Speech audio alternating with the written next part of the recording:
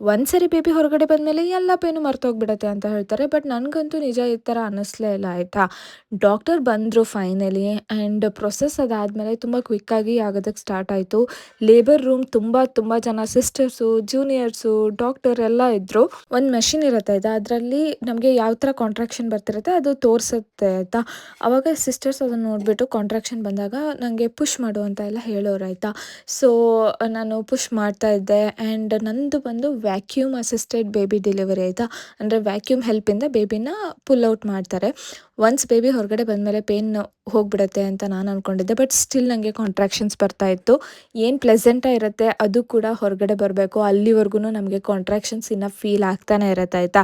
ಅಲ್ಲಿಗೆ ಮುಗೀತು ಅನ್ನೋ ಅಷ್ಟರಲ್ಲಿ ಮತ್ತೆ ಸ್ಟಿಚಸ್, ಆ ಪೇನ್, ಓ ಗಾಡ್, ಎಲ್ಲನೂ ಪೇನ್ಫುಲ್ಲಾಗೇ ಇರುತ್ತೆ. ನಾರ್ಮಲ್ ಡೆಲಿವರಿಯಲ್ಲಿ ನಾರ್ಮಲ್ ಅನ್ನೋದು ಏನೂ ಇರಲ್ಲ ಆಯಿತಾ. It was really intense pain guys.